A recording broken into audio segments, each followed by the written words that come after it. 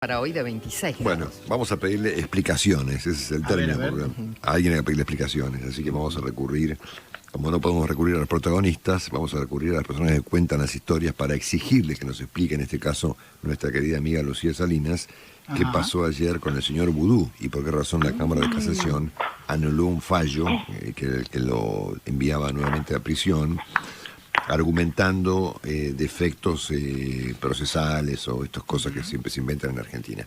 Lucía, buen día. ¿Qué tal? Muy buenos días. ¿Cómo están ustedes? Voy a tratar de darle las explicaciones del caso. Sí, no, te las exigimos. Sí, lo cual no significa que sean lógicas ni que nos conformen ni mucho menos. Ya sabemos cómo es esto. Pero sí, como bien decías, ayer la Cámara de Casación, que es el máximo tribunal penal, lo que hizo fue anular una resolución que se había dictado en diciembre, que era revocar el arresto domiciliario que con el que cuenta Vudú desde abril del año pasado, que ya fue una decisión polémica en su momento, aquel arresto domiciliario, porque se había otorgado en medio de la pandemia, señalando que era conveniente que él esté en su casa porque tenía 2 niños pequeños. Lo que sucedió ayer es que después de que la Corte Suprema de Justicia confirmó por unanimidad el fallo contra Amado Vudú en esta causa por corrupción, que es el caso Chicone, comenzó la discusión respecto a dónde debía cumplir Vudú esa condena. Los fiscales insistieron en que esa condena debía cumplirse en la cárcel y después de varios pedidos, quien era en ese momento juez de ejecución penal, Daniel Obligado, revocó su prisión domiciliaria, pero propio de los trámites y de las instancias que la justicia posibilita. Miren la fecha en la que estamos, abril, y se sigue discutiendo sobre dónde Vudú debe cumplir en aquella condena confirmada por la máxima autoridad en materia de justicia en nuestro país, que es la Corte. Claro. Lo que dijo la Cámara de Casación es que hubo vicios procesales, como algunas inconsistencias en el trámite de ese incidente, puntualmente la discusión sobre el arresto domiciliario. ¿Y tenés idea, Lucía, qué es un vicio procesal en este caso? Lo que plantean en una parte es que cuando se tomó la decisión de revocar el arresto domiciliario, no se le había, por ejemplo, corrido vista a todas las partes. Esto significa que todas las partes involucradas deben opinar antes de que el juez tome esa decisión. El asunto es que acá el único beneficiado con esta decisión claramente es Amado Vudú, porque gana tiempo. Hay que recordar que Amado Vudú volvió a quedar detenido en agosto de 2018, pero en abril del 2020 él deja la cárcel, pero no es que quedó libre, con lo cual todo este tiempo que él estuvo en su casa le siguieron computando los días de cumplimiento de detención. Y ahora la cuenta favorable es que en mayo-junio Amado Vudú cumpliría los 2/3 de su condena, con lo cual esto significa que en mayo-junio, a 1 o 2 meses más, Amado Vudú va a estar en condiciones de acceder a la libertad condicional.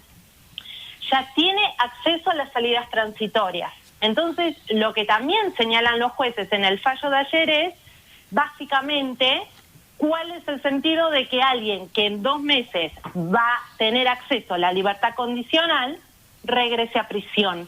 Lo que señalaban en los tribunales de Comodoro Pi es que con estos números sobre la mesa, difícilmente Amado Vudú, que se convirtió en el primer ex vicepresidente de la Nación con una condena firme por corrupción, regrese a la cárcel.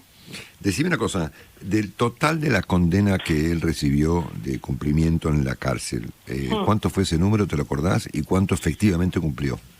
Le dieron 5 años y 8 meses, lleva cumpliendo esta condena, o le han computado en plazos, 2 años y 8 meses, y hay que recordar, como yo les decía, que él vuelve en agosto del 2018 a la prisión, pero en abril de 2020 deja la cárcel. Él ya ahora en abril va a cumplir 1 año bajo esta figura que es el arresto domiciliario. Y sus abogados insisten que él debe cumplir su condena en su casa y vuelven a insistir con que esto sería beneficioso para la salud psicofísica de sus 2 hijos que son muy pequeños. Entonces hay como un montón de discusiones paralelas, porque lo que sucede con la condena de Amadou Boudou, y que no hay que olvidar, es que se le redujo 10 meses el cumplimiento de los plazos. Claro. Por aquel taller de electricidad, el de filosofía, el de organización de eventos, que realizó dentro de la cárcel. Entonces, todo esto es lo que conforma hoy la situación de Amadou Boudou, que en materia de justicia, la máxima autoridad ya se pronunció y ya le confirmó esa condena. Lo que se sigue discutiendo es dónde la va a cumplir, y a cómo están dadas las cosas hoy, lo más factible es que esa condena no vuelva a enviarlo a prisión a Boudou. Bueno, qué clarito, gracias Lucía. Bueno, estaba recordando recién de tu reciente libro, Sí. Llamado Prisioneros, relato Justamente. de la vida carcelaria, justamente hablando de eso, donde contás la historia de 16 detenidos en la Argentina vinculados a casos de corrupción. ¿Cómo va el libro?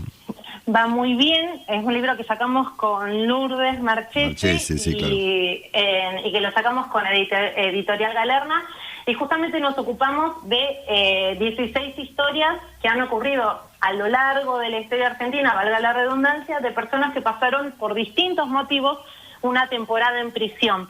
Y lo que contamos es cómo es esa vida tras las rejas, sin dejar de lado qué causas, qué expedientes judiciales condujeron a estas personas, que van desde Carlos Menem, Patricia Bullrich, Amadou Boudou, Julio De Vido, Carlos Zanini, entre otros, y también hay algunos sindicalistas, Sergio Joclender también,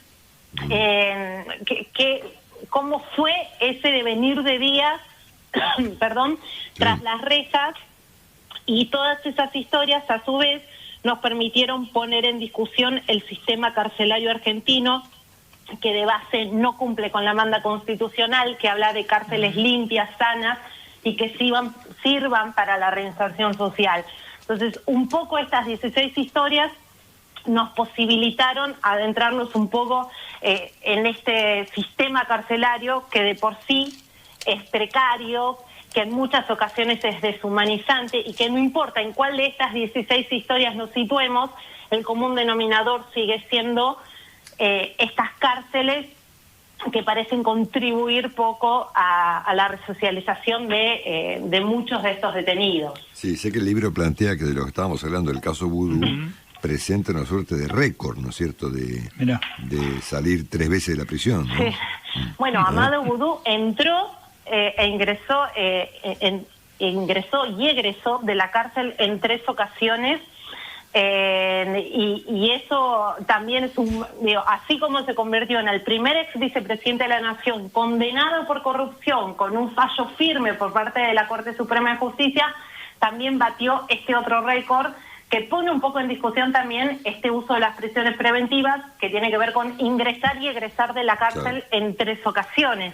Sí, claro. Y siempre en el medio se discutía, bueno, si las condenas están firmes o no están firmes. Bueno, en este caso hay una condena firme. Claro. Y los propios plazos o los propios procesos de la justicia han permitido esta situación en la que hoy nos encontramos respecto a Amadou Boudou. Claro, que finalmente es un país que no tiene la noción de la condena firme, ¿no?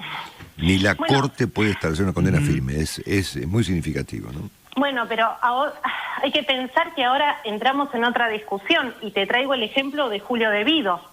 La semana pasada, la Cámara de Casación, que es el máximo tribunal penal, confirmó la acusación contra Julio De Vido en la tragedia de Once, 5 años y 8 meses. Los delitos son administración fraudulenta. Antes, con una determinación de este nivel de la Cámara de Casación, se entendía que la pena se podía comenzar a ejecutar. Pero como hace unos meses se pusieron en vigencia un conjunto de artículos del Código Procesal Penal que plantea que una pena se va a comenzar a ejecutar solo cuando la Corte Suprema se pronuncie que no tiene plazo, después de la decisión sobre Julio De Vido también comenzó este debate. ¿Julio De Vido debe volver a la cárcel? Sus abogados dicen que no, porque ahora el Código Procesal dice que si la Corte no confirma esa sentencia, él no tendría que empezar a ejecutarse su pena. Entonces, así como el máximo tribunal en el caso de Boudou se pronunció, confirmó por unanimidad esa condena, y Amadou Boudou continuó en su casa, En este caso, con Julia De Vido, lo que ocurre es que ahora habrá que esperar que la Corte diga si efectivamente esa condena queda firme o no, considerando que la Corte no tiene plazos para hacerlo. Claro, obvio. Entonces, bueno, Lucía, gracias por esta explicación. Suerte con el libro, Prisioneros. Te mandamos un beso a lo más prontito. Gracias por todo. Gracias por todo. Un abrazo muy grande a ustedes. Chau, chau. Marcelo.